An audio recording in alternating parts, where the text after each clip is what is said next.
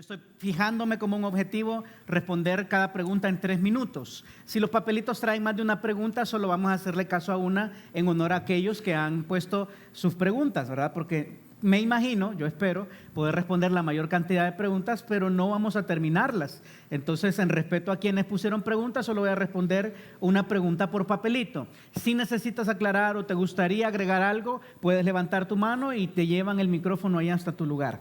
Habiendo dicho esto, hermanos, oremos. Padre, venimos delante de ti con toda humildad, Señor, a abrir tu palabra, a pedirte que des la luz necesaria para poder aclarar las dudas que mis hermanos han escrito. Señor, confesándome pecador y confesándome incapaz, me pongo en tus manos y te pido que tu palabra sea la que fluya y que en tu voluntad podamos responder de acuerdo a la correcta interpretación, usando bien tu palabra para que pueda ser de ánimo y de mucho confort para los corazones aquí presentes. Nos ponemos en ti y te agradecemos esta noche en el nombre de Jesús. Amén. Dispara, César. Ok. Dice la primera pregunta en Tito 1:7. Dice la Biblia que el obispo sea no dado al vino. ¿Significa que no debe tomar vino de ninguna manera? Ajá. Tito 1:7. Buenísima pregunta. Como sabes, Tito y Primera de Timoteo son llamadas las epístolas pastorales. Fueron escritas a los discípulos de Pablo buscando establecer las bases en las que ellos iban a poder también establecer a otros ancianos en diferentes iglesias. Entonces lo que tienes en Tito capítulo 1 y en Primera de Timoteo capítulo 3 son los requisitos de un obispo, es decir, alguien que va a tener autoridad espiritual sobre la iglesia. Y yo te llevo ahora a Tito capítulo 1, versículo 7, dice, porque es necesario que el obispo, el que va a estar al frente de una iglesia y va a tener autoridad espiritual, sea irreprensible como administrador de Dios, no soberbio, no iracundo, no dado al vino, no pendenciero, no codicioso de ganancias deshonestas. La palabra que se utiliza en este pasaje para la expresión dado al vino es una sola palabra. En español se traduce dado al vino, pero lo que quiere decir poironos es cerca o cercano al vino, es decir, algo que está muy apegado, cuyo corazón está apegado al vino. Si lo pudiéramos poner en buen salvadoreño, sería alguien a quien le guste beber. No debería ser alguien a quien le guste beber. No es una prohibición para tomar vino. De hecho, en una de estas epístolas, Pablo le escribe a Timoteo que por sus problemas estomacales debería considerar tomar vino. Entonces él se estaría contradiciendo si esta fuera una prohibición absoluta a tomar vino. ¿Sabes cómo es? Interesante porque la traducción también de esta palabra del griego quiere decir empinar el codo. O sea, que le gusta empinar el codo. Eso lo entendemos los salvadoreños, ¿verdad? Entonces, el obispo no debería ser una persona cuyo corazón se inclina cercano al vino o que le guste beber. A eso se refiere este requisito del obispo. Sí. No me creen. La segunda pregunta, hay dos papelitos casi con la misma. Dice, ¿qué es realmente hablar en lenguas? Y si sigue vigente para nuestros días. El otro papel dice en qué consiste el don de lenguas. Entonces, buenísima pregunta.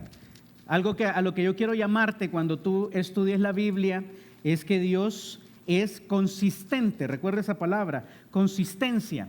Lo que vemos como Él se manifiesta y la manera en que Él obra es consistente en toda la Biblia. Por lo tanto, sería muy prudente de nosotros que fuéramos a ver cómo se manifestó la primera vez el don de lenguas. Y yo te pido que vengas por favor a Hechos capítulo 2, versículos del 1 en adelante. Yo voy leyendo algunas cosas solo para darte una impresión de cómo funcionaba realmente el don de lenguas la primera vez que se manifestó. Te pongo en contexto, los creyentes estaban esperando la venida del Espíritu Santo. El Señor ya había ascendido al cielo después de su resurrección y ellos estaban en una fiesta judía llamada Pentecostés o fiesta de las semanas, donde se contaban 50 semanas y se daba a Dios las primicias, o sea, los primeros frutos se celebraba que se estaban ofreciendo a Dios y era una fiesta judía. Ese lugar, Jerusalén, estaba completamente atiborrado de judíos de todas las naciones, no eran judíos que hayan nacido en Israel necesariamente. Tú vas a ver ahí que hay de todas las naciones y vamos a ver una lista, incluso Hechos 2 nos hace el favor de revelarnos. Ahora, vénganse por favor a 2:4, dice, se oyó un gran estruendo, se les aparecieron lenguas repartidas como de fuego, asentándose sobre cada uno de ellos. Y mira cómo dice el 4, y fueron todos llenos del Espíritu Santo y comenzaron a hablar en otras lenguas según el Espíritu les daba que hablasen. Ok, ¿cómo funciona esto? ¿Cómo habla la gente en lengua según el Espíritu les daba que hablasen? El versículo 5 va a continuar explicando. Dice, moraban entonces en Jerusalén judíos, varones piadosos de todas las naciones bajo el cielo. Hecho este estruendo, se juntó la multitud y estaban confusos. Por favor, pongan atención a los tiempos y a los tiempos de los verbos que se van a usar y también a los números, es decir, es singular o es plural. Fíjense, dice, y estaban confusos porque cada uno de los judíos de todas las naciones debajo del cielo, cada uno les oía, como un grupo, les oía hablar en su propia lengua. ¿Qué quiere decir esto? Lo que estaba diciendo ahí es que cada uno, si digamos, voy a usar un par de ejemplos. Tengo aquí a Rodolfo, a William y a César. Rodolfo habla francés, César habla mandarín, por decir algo, ¿verdad? ¿Qué? ¿Por qué se ríen? Y William habla portugués, ¿sí? Entonces, cada uno de ellos les oía al grupo de los creyentes sobre los que había descendido el Espíritu Santo. Cada uno de ellos les oía hablar en su propia lengua. Es decir, el grupo hablaba y Rodolfo entendía en francés, William en portugués y César en mandarín. ¿No me creen? Vengan por favor, sigan leyendo. Dice, y estaban atónitos y maravillados diciendo, mirad, ¿no son galileos todos estos que hablan? Lo que está diciendo es, estos que no nacieron aquí. En ese momento era bien raro ver gente que fuera políglota, es decir, que hablara diferentes lenguas, sobre todo si eran galileos, una de las ciudades más despreciadas de todo Israel. Y dice, ¿cómo pues, otra vez, fíjense en los tiempos y en los números, cómo pues les oímos nosotros hablar cada uno en la lengua en que hemos nacido? Les, como un grupo, oímos cada uno de nosotros hablar en la lengua en que hemos nacido. ¿Cómo funciona entonces el don de lenguas? El don de lenguas, si yo lo quisiera poner en una palabra sencilla, es como un traductor universal. Yo hablo las maravillas de Dios y el milagro está en que mi interlocutor, el mensaje viaja y mi interlocutor lo entiende en su lenguaje. Es un lenguaje inteligible, es decir, que se entiende. Y esa era la gran maravilla. Por eso todo el mundo dice, partos, medos, elamitas y los que habitamos en Mesopotamia, en Judea, en Capadocia, en el Ponto y en Asia, en Frigia, Panfilia, en Egipto y en todas las regiones de África, más allá de Cirene, y romanos aquí residentes, tanto judíos como prosélitos, cretenses y árabes, les oímos otra vez al grupo hablar nuestras lenguas en nuestras lenguas. Y miren lo que hablaban, las maravillas de Dios. Es decir, era un mensaje entendible. Así funciona el don de lenguas, por lo menos de lo que nos está descrito en la Biblia. Hermano, pero allá en 1 Corintios 13 hablan de lenguas angélicas, hablando del amor, ¿verdad? Sí. ¿A cuántos ángeles hemos oído hablar en lenguaje angélico? ¿Qué hablan los ángeles cuando se comunican con los humanos? Lenguaje de los humanos. ¿Qué está haciendo ahí Pablo? Pablo está diciendo, si yo tuviese todo el poder de trasladar los montes a los mares, si yo diese mi cuerpo para ser despedazado y no tengo amor, de nada me sirve. Está usando una figura literaria llamada parábola, hipérbole. Él está usando una hipérbole, está exagerando un punto. Entonces, no podemos decir que son lenguas angélicas. Y en 1 Corintios 14 dice, pero hermano, ahí dice que hay que tener una interpretación de las lenguas extrañas. Fíjense, por favor, muy bien en las palabras que están escritas. Hace una diferencia entre hablar en lenguas y hablar en lengua extraña. Es algo completamente diferente. ¿Qué pasaba en Corinto? En Corinto había un desorden terrible en el ejercicio de dones y el ejercicio del don de lenguas era uno. No era un ejercicio de don como la Biblia debe describirlo. Los dones son para la edificación del cuerpo, no para poner categorías espirituales. No es que el portador del don es más espiritual que otro y no es que el portador del don ya recibió el segundo toque y debe estar en otro lugar diferente a los otros. Eso es la cosa más antibíblica que hay. El don de lenguas era de hecho un juicio para los israelitas, un juicio que tú puedes encontrar claramente descrito en Isaías capítulo 28. Y Te voy a dejar nada más el pasaje porque ya el tiempo me está comiendo, pero nada más para que lo tengas ahí pensado y lo puedas releer cuando tú tengas el tiempo. En Isaías, capítulo 28, versículos del 10 en adelante, está diciendo que va a hablarles en lengua de tartamudos y en lengua extraña hablará a este pueblo, a los cuales dijo: este es el reposo alcanzado, este es el refrigerio, mas no quisieron oír. Esto se cumplió ahí. Te lo dejo para que lo pienses y si tienes más preguntas, pues sintonízame los miércoles en Radio Progreso. No, estoy jugando. Puedes tomar el micrófono en el momento que tú quieras. Ok. Ok, dice: sabemos que nadie puede ser salvo por ser bueno, solamente a través de Jesucristo. Entonces pregunta, ¿qué pasa con los pueblos que nunca escucharon sobre Jesús? Por ejemplo, los mayas. Buenísima pregunta. De hecho, fue una pregunta que ya se repitió porque el jueves la hicieron. Romanos capítulo 1 nos habla de este caso bien en específico. Y yo lo voy a leer haciendo algunas anotaciones. Por favor, vente a Romanos. Perdón si estoy corriendo, pero necesito moverme con el tiempo. Romanos del 1 al 10, del 1:18 en adelante va a mostrarnos un caso. El caso que yo creo que es el de la mayoría de las civilizaciones prehispánicas, precolombinas o prehistóricas, si tú quieres llamarlas así. Fíjate cómo va. Dice: porque la ira de Dios se revela desde el cielo contra toda impiedad e injusticia de los hombres que detienen con injusticia la verdad. Porque lo que de Dios se conoce les es manifiesto, pues Dios se lo manifestó. Porque las cosas invisibles de Él, dos cosas se pueden ver por la creación: su eterno poder y deidad se hacen claramente visibles desde la creación del mundo, siendo entendidas por medio de las cosas hechas, de modo que no tienen excusa. ¿Sabe qué está diciendo? Este pasaje está diciendo que la creación debería en un observador cualquiera, en un ser humano cualquiera, provocar el sentimiento de: qué tremendo, yo no puedo hacer estrellas, yo no puedo crear animales, yo no puedo hacer que la hierba florezca. Esto debe ser obra de un Dios que tiene un eterno poder y que está por encima de todo. Es Dios. Hasta ahí. Eso es conocido como, los estudiosos le llaman, revelación general. Hermano, ¿se puede salvar uno solamente con la revelación general? No. ¿Cuál es el deber entonces del ser humano que entiende esta verdad? Es comenzar a buscar a Dios y darle gloria. Pero miren lo que pasó. Vamos a seguir con la lectura del pasaje. Versículo 21. Pues habiendo conocido a Dios, no le glorificaron como a Dios ni le dieron gracias, sino que se envanecieron en sus razonamientos y su necio corazón fue entenebrecido. Profesando ser sabios se hicieron necios y cambiaron la gloria del Dios incorruptible en semejanza de imagen de hombre corruptible, de aves, de cuadrúpedos y de reptiles.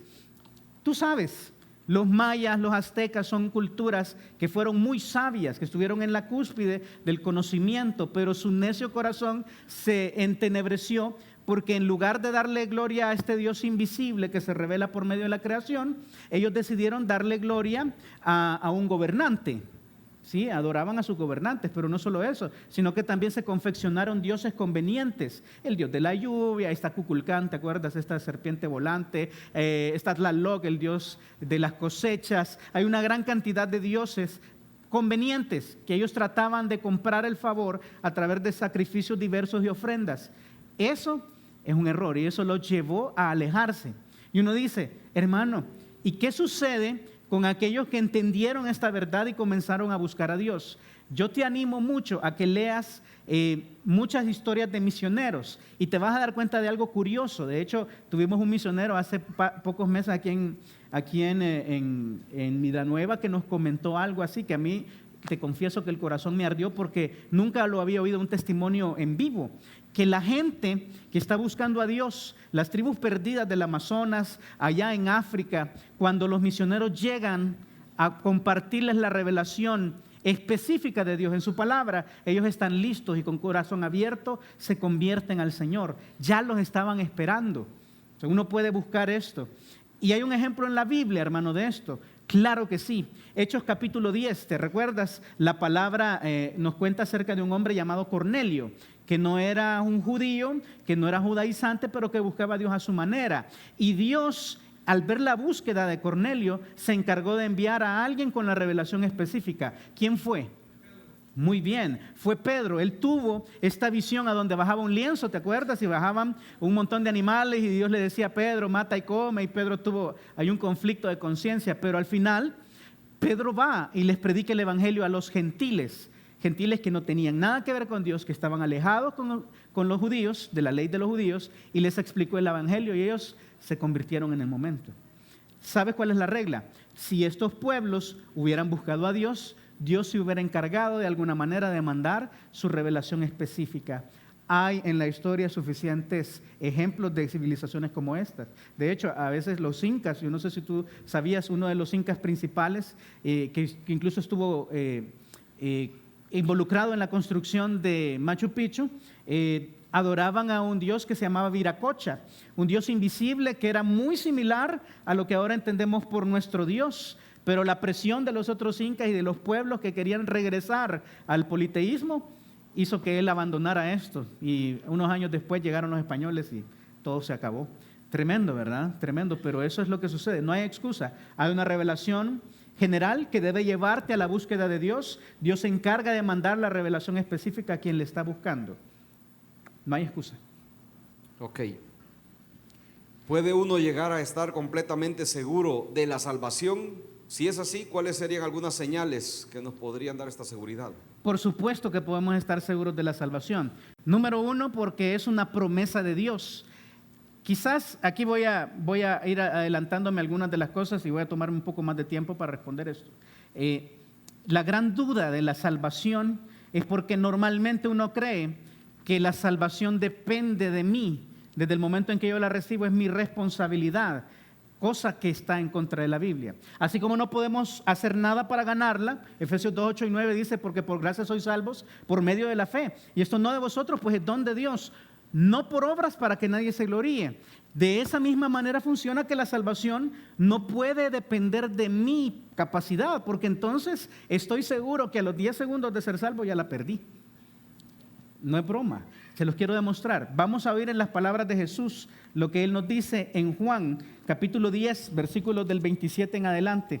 Dice, mis ovejas oyen mi voz y yo las conozco y me siguen. Y ellas se ganan la vida eterna con sus buenas obras. ¿No, verdad?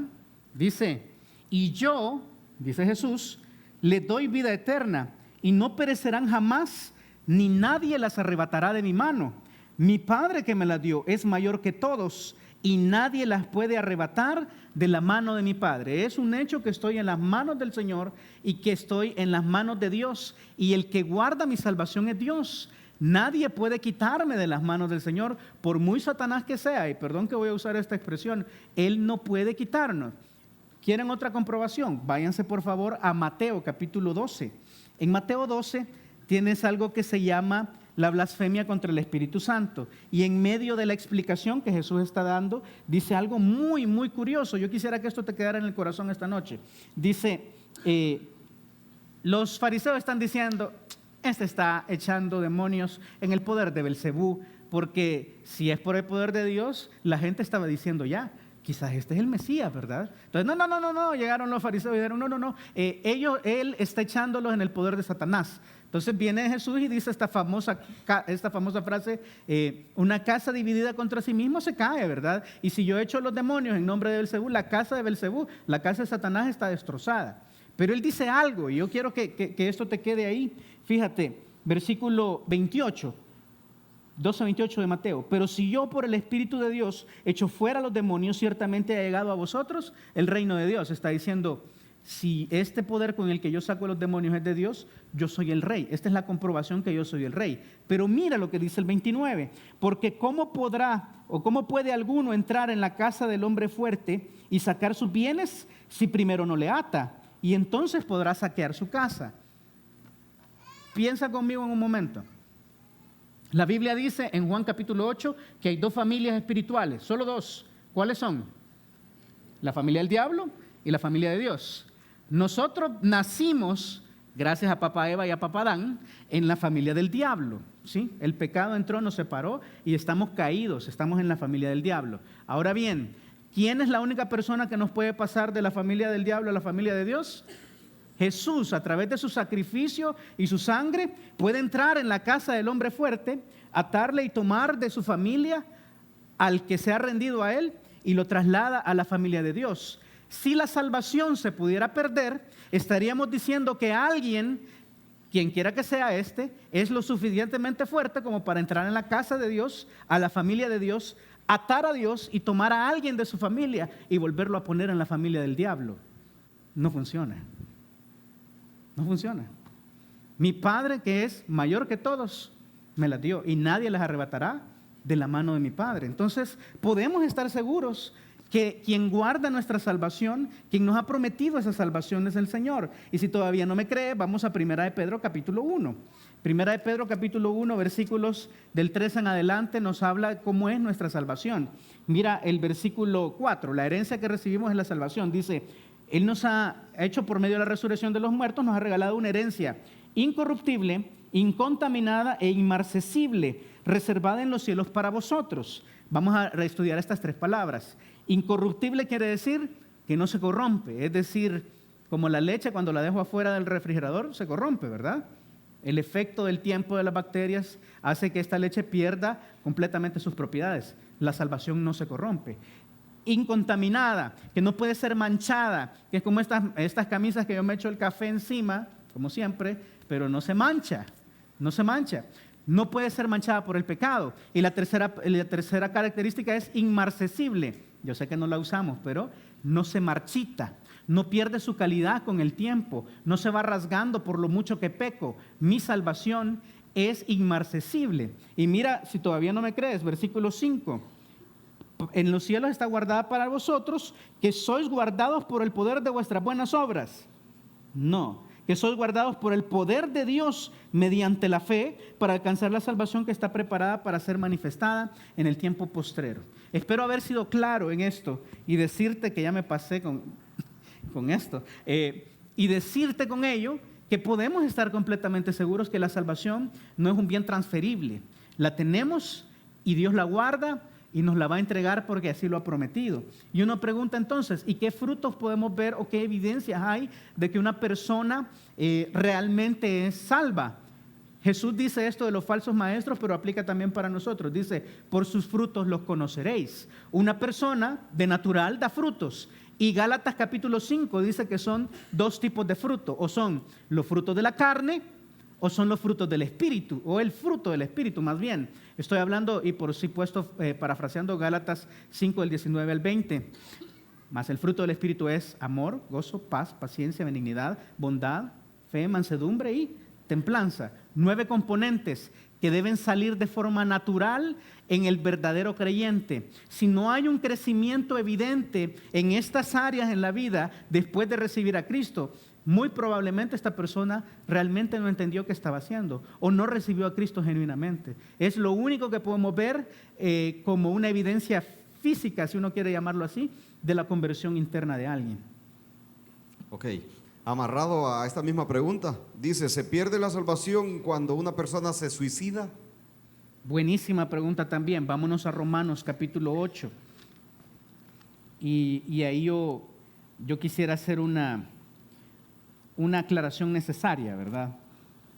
Romanos capítulo 8, versículos del 38 en adelante dice, por lo cual, por la cantidad de cosas que Jesús ha hecho por nosotros, por la calidad de su sacrificio, dice, por lo cual estoy seguro que ni la muerte, ni la vida, ni ángeles, ni principados, ni potestades, ni lo presente, ni lo porvenir, ni lo alto, ni lo profundo, ni ninguna otra cosa creada nos podrá separar del amor de Dios que es en Cristo Jesús, Señor nuestro. ¿Qué está diciendo esto? Nada bajo el sol tiene el poder de separarnos del amor de Dios. Que si Jesús nos hizo sus hijos, nada de lo que nosotros hagamos puede sacarnos de ese agarre, de esa bendición que tenemos en Él. Ahora, y uno dice, hermano, ¿y por qué se suicida entonces? Te lo pongo tan sencillo como sale en la Biblia. El autor de Hebreos se quejaba con los receptores de la carta diciéndoles que debiendo ser ya maestros, todavía son niños y necesitan todavía beber leche, ¿verdad? Cuando deberían estar preparados para vianda, ¿sí? Eso quiere decir que la madurez espiritual es como la madurez física. El niño bebé no puede comer carne, debe comer leche. Pero el problema de la madurez espiritual es que no es algo que se dé como el crecimiento físico. Aunque uno no quiera, el niño va a dejar de ser un bebé en 3 años, 4 años, 5 años, aunque las mamás lloren y quieran tenerlo siempre chineado, va a ser imposible. Va a crecer, ese es el procedimiento normal. Pero en un hombre espiritual, el niño se puede quedar niño 40, 50 años. Ahora, con esto en la mente, sabiendo que hay niños espirituales inmaduros en todos lados, y que algunos, debiendo ser ya maestros, todavía tienen necesidad de leche porque no maduraron espiritualmente, te hago una pregunta. Esto es de puro razonamiento.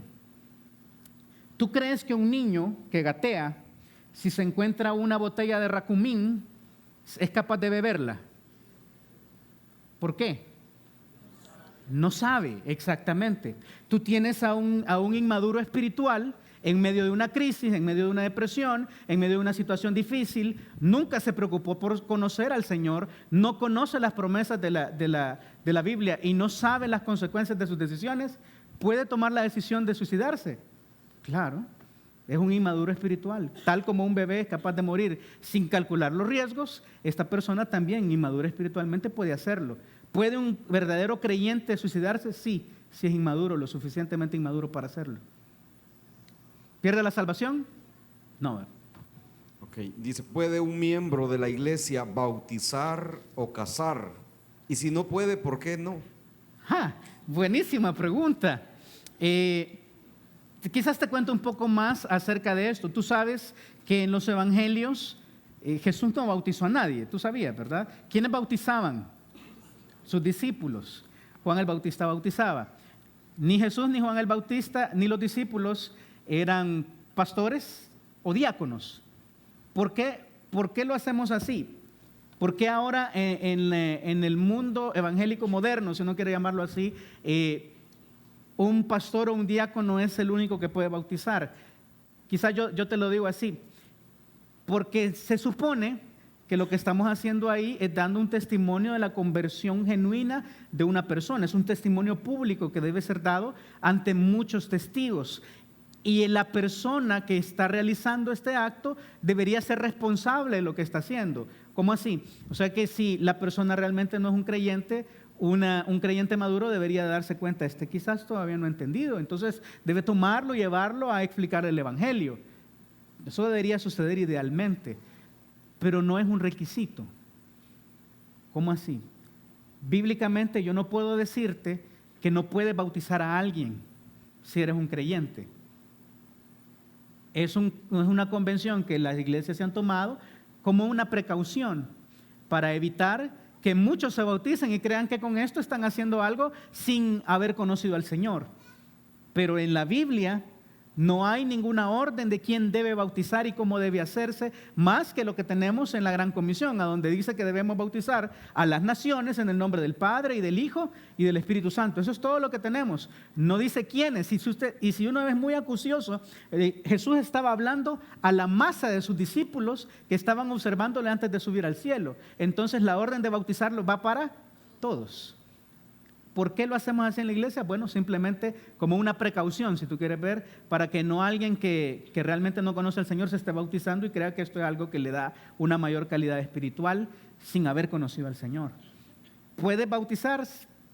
Yo no veo una prohibición. ¿Te va a dejar vida nueva? Pregúntale a hermano Julio, no a mí. Ok. Y mencionaste algo del bautismo y esta pregunta va al respecto. Dice, mandó Jesús ser bautizados en el nombre del Padre, del Hijo y del Espíritu Santo. Nosotros hemos sido bautizados así, pero los apóstoles y compañía solo bautizaron en el nombre de Jesús. No hay ninguna referencia bíblica bautizando en el nombre del Padre, del Hijo y del Espíritu Santo. El Padre no es un nombre, Hijo no es nombre, Espíritu Santo no es nombre. Muy interesante, porque una de las cosas con las que uno debe tener cuidado al estudiar esta palabra es que a veces las cosas tienen un nombre y ese nombre es común para diferentes situaciones espirituales. Yo te voy a ser honesto, en la Biblia hay 7 tipos diferentes de bautismo. Es decir, cuando tú ves la palabra bautismo, no necesariamente se está refiriendo al tipo de bautismo al que se refiere Mateo capítulo 28. Y yo quiero llamarte la atención hasta esto para que tengas muy en claro lo que yo voy a decir. Primero, vamos a ver la orden, ¿sí? La orden está en Mateo 28, versículos del 19 al 20.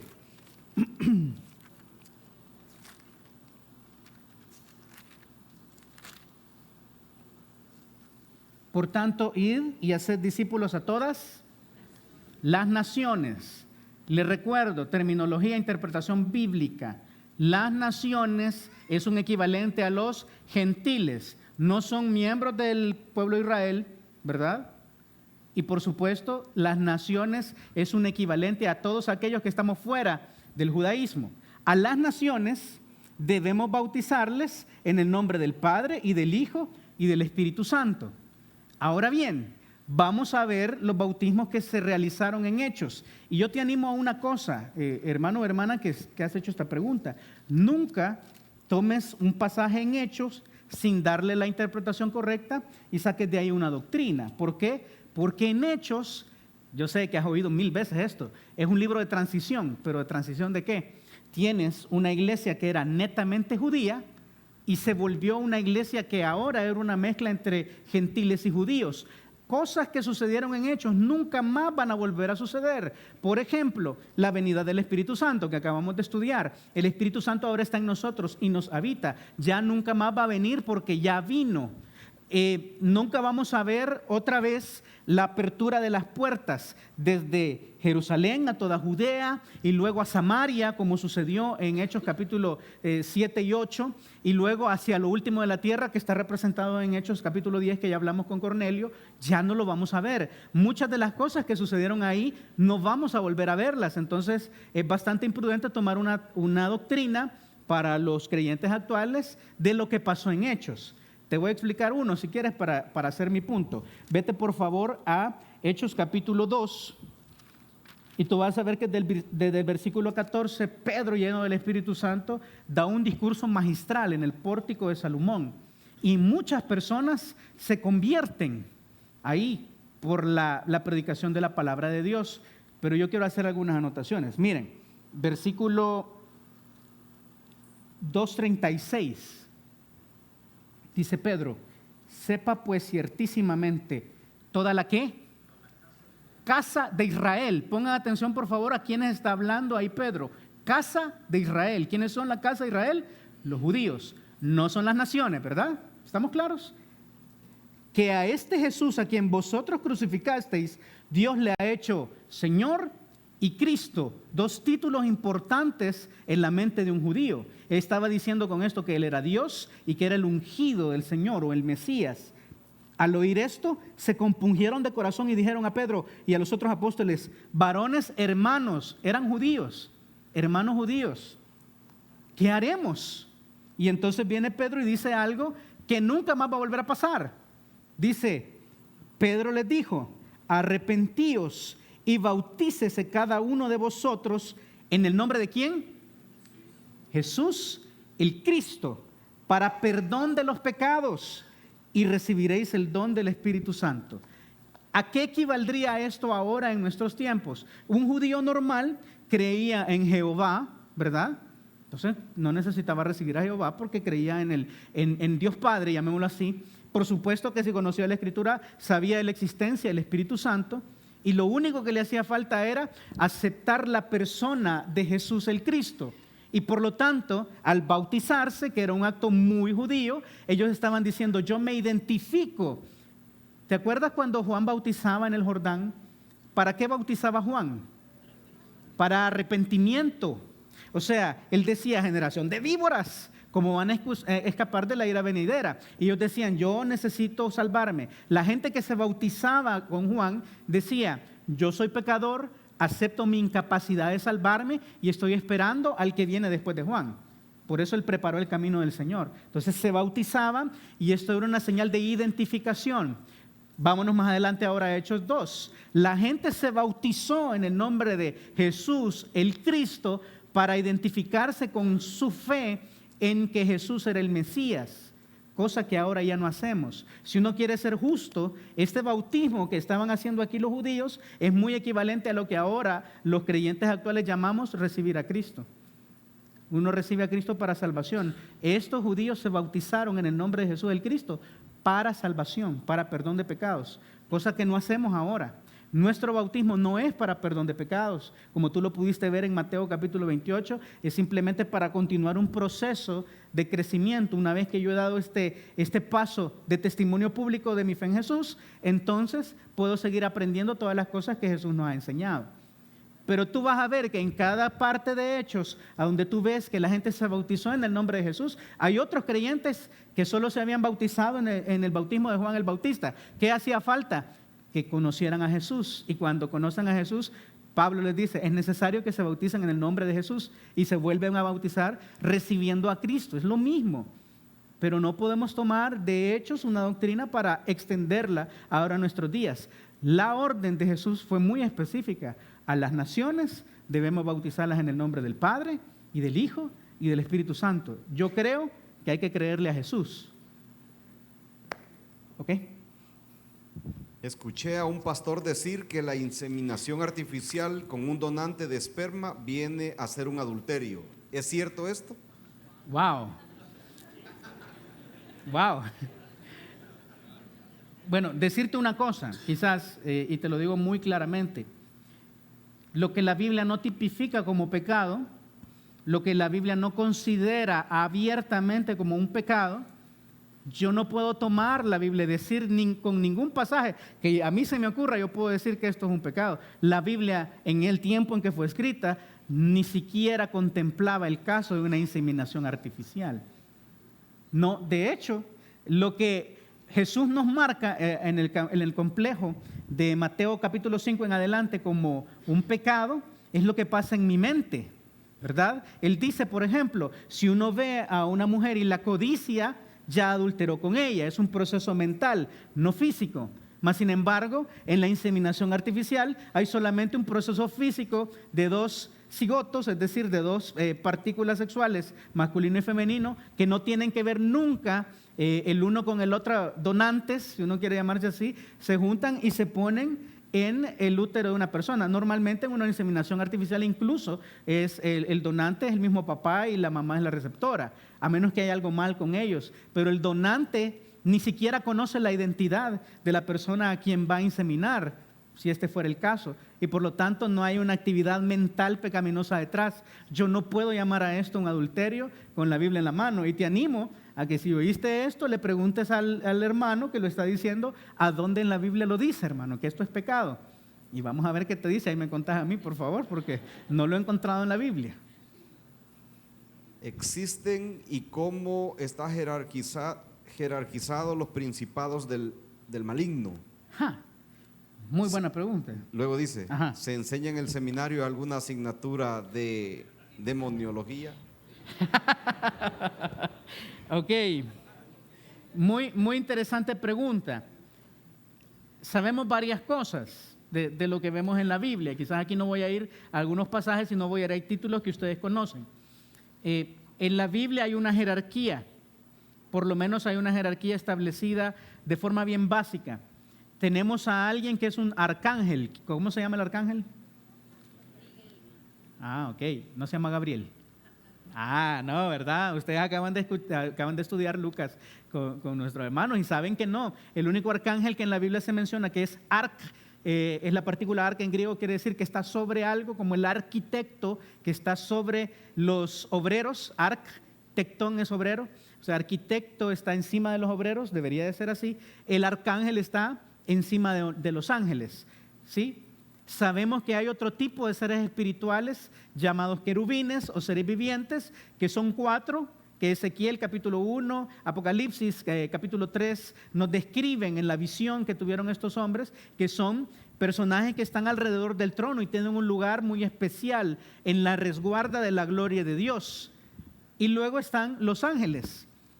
Hay una jerarquía. Si tenemos que consistentemente, ahora vamos a usar la palabra consistencia otra vez también para otro ser espiritual. Dios es consistente, pero alguien que también es consistente es Satanás. Satanás consistentemente ha tratado de emular lo que Dios ha hecho por su pueblo y lo ha torcido.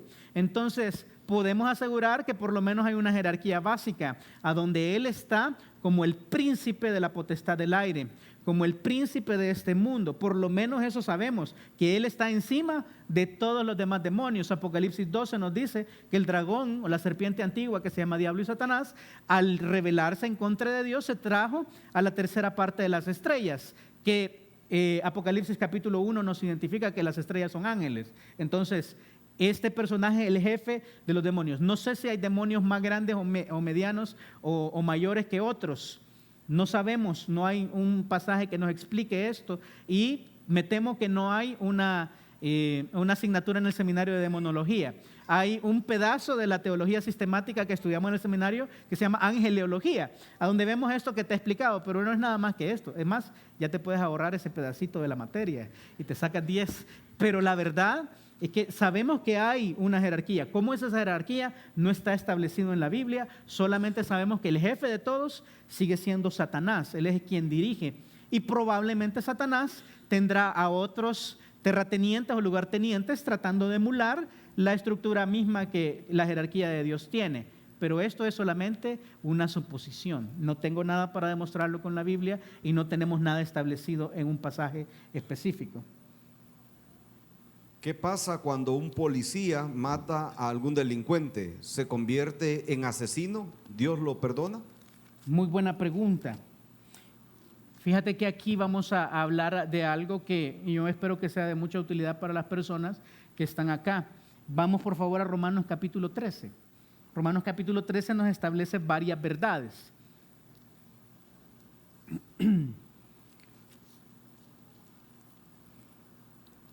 Dice 13:1 de Romanos: sométase toda persona a las autoridades superiores, porque no hay autoridad sino de parte de Dios, y las que hay por Dios han sido establecidas. Número 1, debemos entender esto: las figuras de autoridad en nuestra sociedad han sido establecidas por Dios. 2, de modo que quien se opone a la autoridad, a lo establecido por Dios, se resiste, y los que se resisten acarrean condenación para sí mismos. Aquel que quiebra la ley debe pagar las consecuencias. Es lo que está diciendo. Mira el versículo 3. Porque los magistrados no están para infundir temor al que hace el bien, sino al malo. ¿Quieres pues no temer la autoridad? Haz lo bueno y tendrás alabanza de ella, porque es servidor de Dios para tu bien. Pero si haces lo malo, teme, porque no en vano lleva la espada. No puede entender esto por incluso el arma de equipo del policía, pues es servidor de Dios, vengador para castigar a aquel que hace lo malo. Entendiendo que el caso específico que me están presentando, y no voy a hablar de forma general, que el caso específico que me están presentando es de un policía que, actuando en sus facultades legales, debe defender a alguien o a sí mismo con su arma y termina matando a alguien, es lo que Dios ha establecido como una autoridad. Y el que tiene la responsabilidad de ese crimen es el que infringió la ley, no el servidor de Dios. En ese caso, esa persona no puede considerarse bíblicamente como un asesino, ¿sí? Debe, por supuesto, valorar que en algún momento esto va a pasar, y si él no quisiera ser responsable de la muerte de otra persona, debería considerar la carrera que ha elegido, ¿sí? Pero yo no puedo llamar a esta persona un pecador porque está cumpliendo con lo establecido con Dios, y Dios ha establecido las figuras de autoridad para defenderte a ti y a mí de aquellas personas que no respetan a Dios. O sea, los que respetan a Dios obviamente van a cumplir con sus mandamientos, diciendo los dos principales por lo menos: amando al Señor con todo tu corazón, con toda tu alma, con todas tus fuerzas, y amando a nuestro prójimo como a nosotros mismos. Esa persona no está dispuesta o no debería estar expuesta a delinquir a ese nivel, pero los que delinquen a ese nivel, tenemos la justicia de nuestro lado, y el Señor ha dejado establecido las leyes para que estas personas también sean puestas en su lugar y nos defiendan a nosotros de aquellos que nos quieren hacer mal. Ok, aquí hay una pregunta ya de alguien preocupado por el próximo lunes. Dice: hermano, buenas noches. ¿Me puede hacer el favor de aclararme si el baile está prohibido? ¿Es una persona cristiana o cómo fundamentar esta prohibición? Ok, esto es lo que normalmente uno llamaría básicamente en la Biblia un área gris. Es decir, la Biblia no prohíbe explícitamente el bailar y no lo tipifica como pecado. Número 1, yo no puedo con la Biblia decirte que lo que bailes está mal, mas sin embargo, eso tampoco es una licencia para echarte todas las que quieras. Por ejemplo, yo quizás te voy a llevar al proceso de pensamiento que se encuentra en 1 Corintios capítulo 8.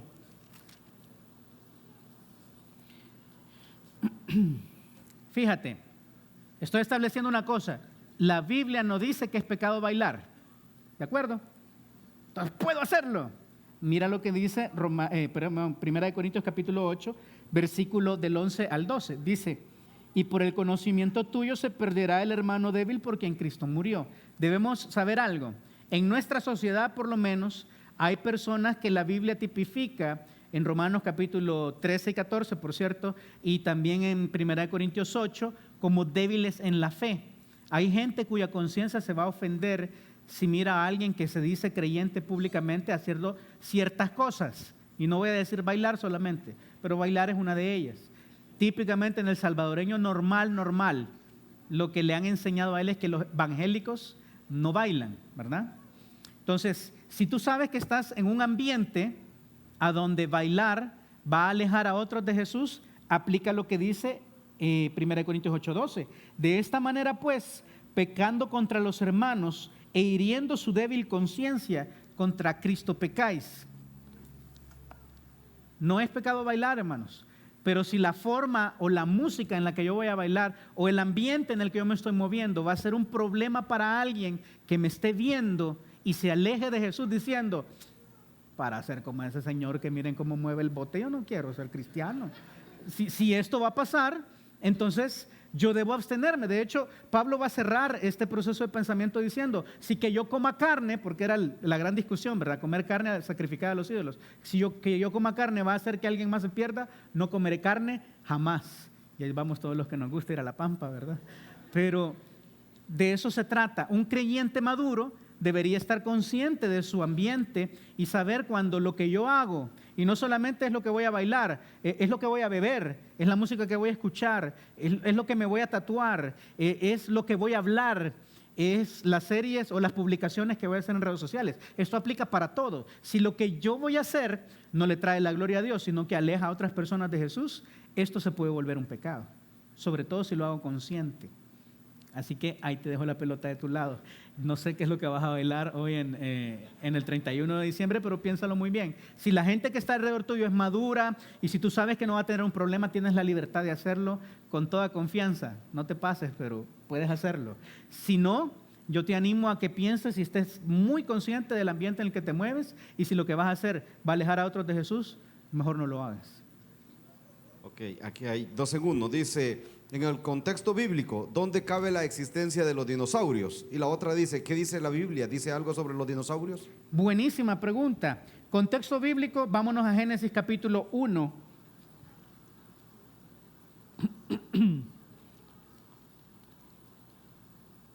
Versículos del 20 en adelante. ¿Tienes? Dice: dijo Dios: produzcan las aguas seres vivientes y aves que vuelen sobre la tierra en la abierta expansión de los cielos.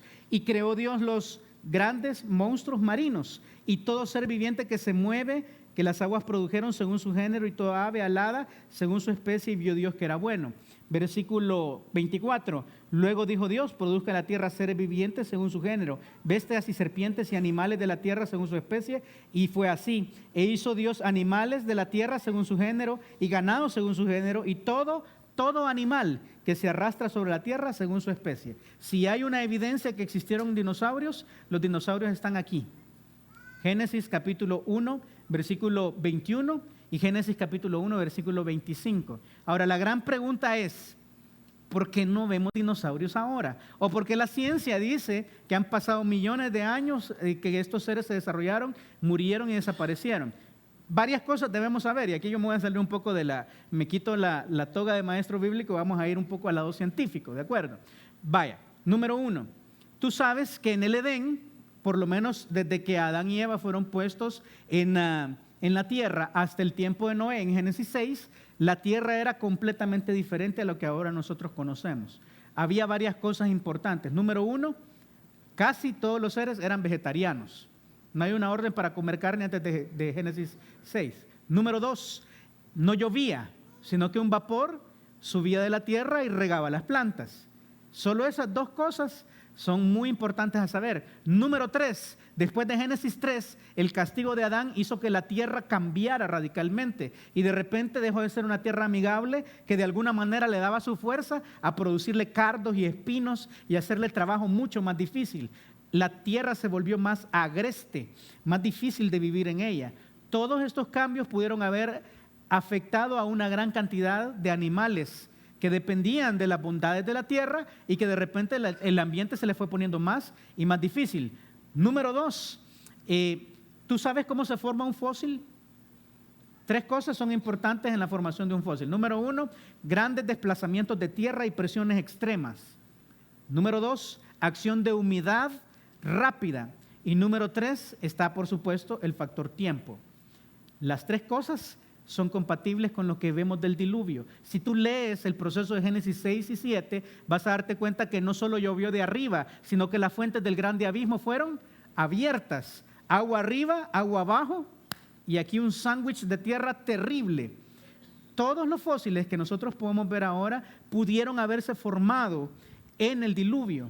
Por eso hay conchas y esqueletos de peces en el desierto del Sahara. Por eso encontraron peces en el Everest. Porque en algún momento de la historia, todo este mundo fue cubierto hasta lo más alto de los montes por agua.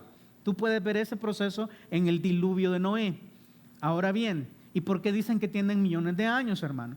Porque no hay una forma definida de calcular las edades de la Tierra. Hay quizás la medición más popular se llama isótopos radioactivos. Son algunos parientes de los elementos que forman la materia que se calculan por medio de ecuaciones logarítmicas para ver cuánto de este isótopo había hace millones de años, porque estos isótopos tienen vidas medias, es decir, la vida que tienen antes de desgastarse a la mitad son de millones de años, dicen ellos. Pero ¿sabes cuál es el problema?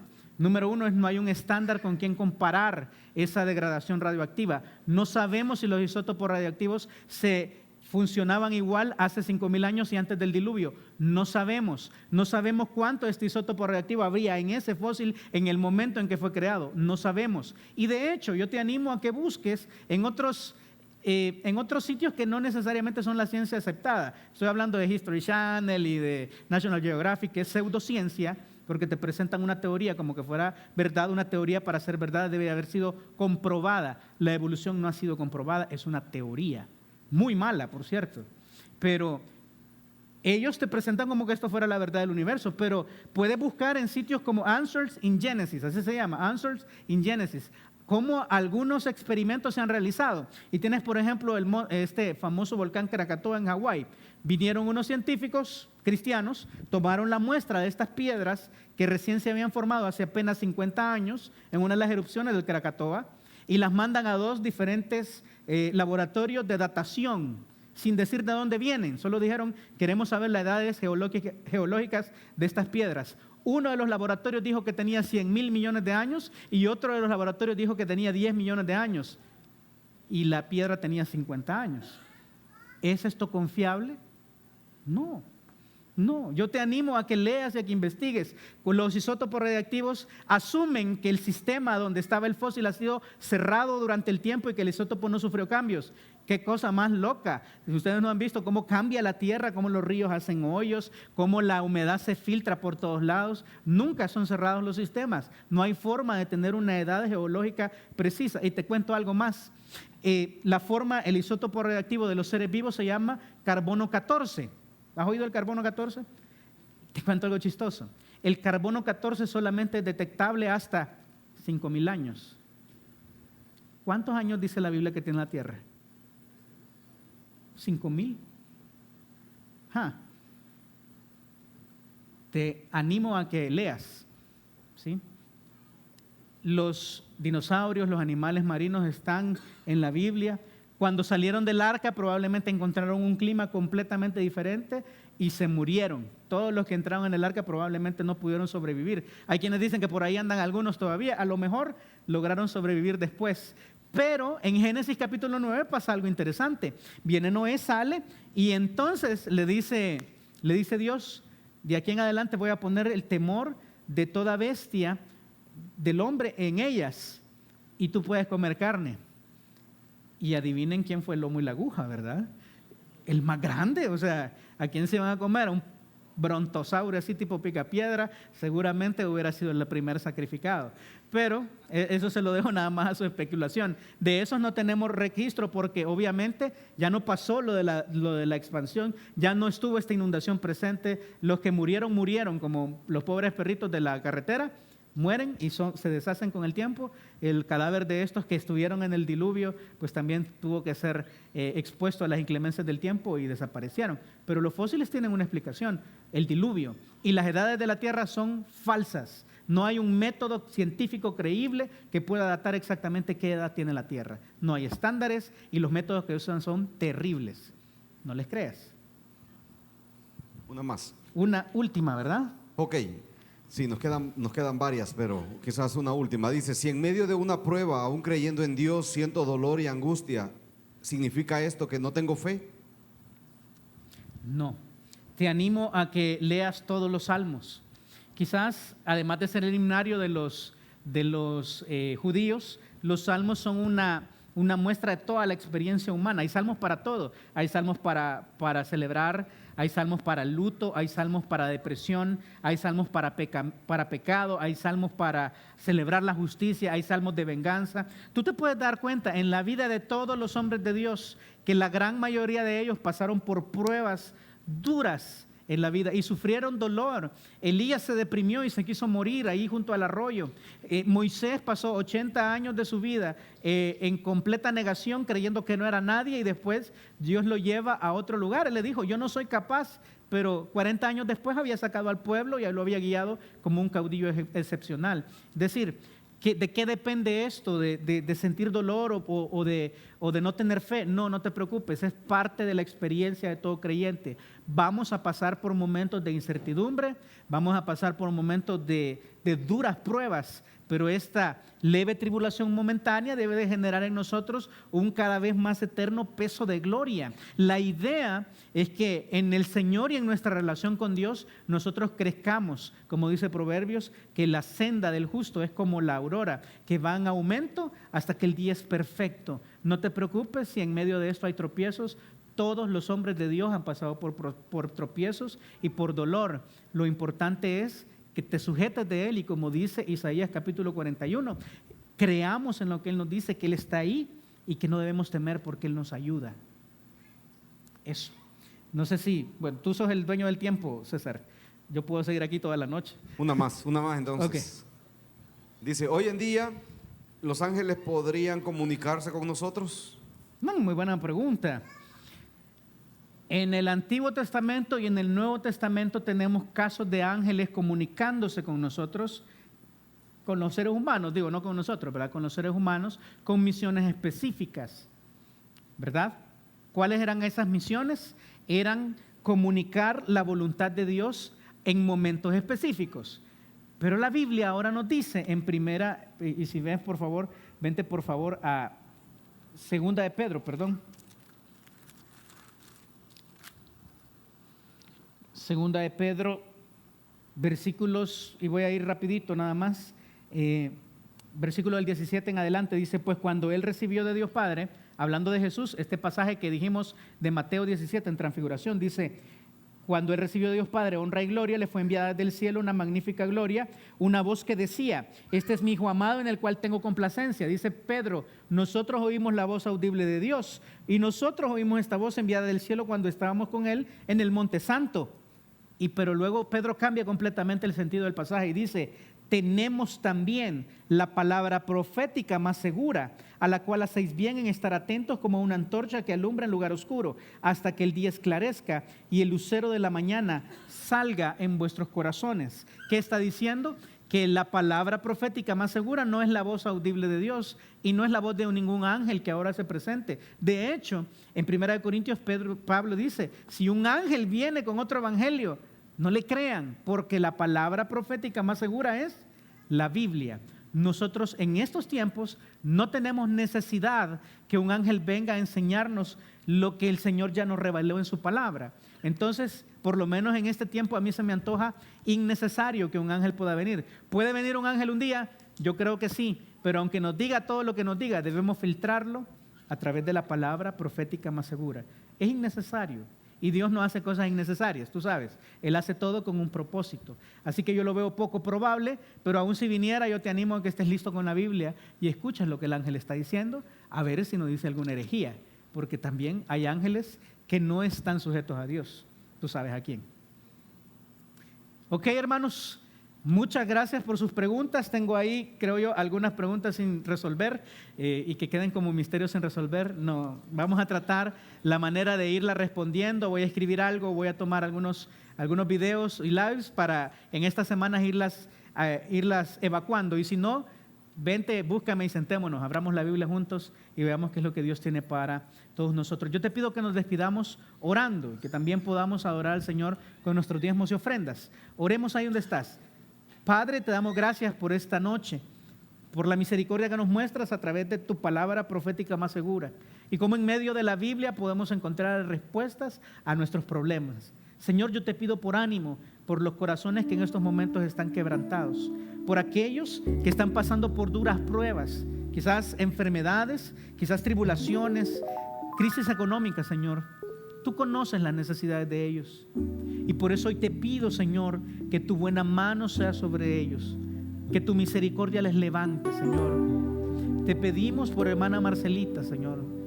Te pedimos por el papá de nuestra hermana Connie de Cárcamo y por cada una de las personas que está pasando por pruebas difíciles, Señor. Los traemos delante de ti y te pedimos que los sanes de acuerdo a tu propósito y para tu gloria, Señor. Pero si tú estás aquí esta noche y te has dado cuenta a través de lo que hemos estudiado, que quizás nunca has tenido la certeza de conocer al Señor de forma que te sientas seguro de ser su hijo, yo te quiero invitar esta noche a que tomes una decisión por Jesús. No te vayas de este lugar con esa duda. Si tú no sabes si en algún momento le entregaste tu vida completa al Señor, si Él no está reinando en el trono de tu corazón, ábrele tu corazón a Cristo, que nada te lo impida. Yo te quiero dar la oportunidad esta noche. Si tú estás ahí sentado y estás diciendo, yo de verdad no me siento hijo de Dios, no conozco al Señor, yo te quiero dar la oportunidad que lo conozcas. Y te pido que si ese es tu deseo, si tú quieres conocer al Señor, levantes tu mano ahí donde estás, levántala y la vuelves a bajar. ¿Habrá alguien que quiera entregarse al Señor? Levanta tu mano, no tengas temor. ¿Habrá alguien? ¿Habrá alguien? Padre, tus hijos hoy aquí agradecemos tu revelación en tu palabra, Señor. La luz que nos regalas a través de tu Espíritu Santo y que no tenemos necesidad que nadie nos enseñe, Señor, porque tú nos has dejado con un consolador que estará con nosotros hasta el fin del mundo, Señor. Lo creemos y te lo agradecemos.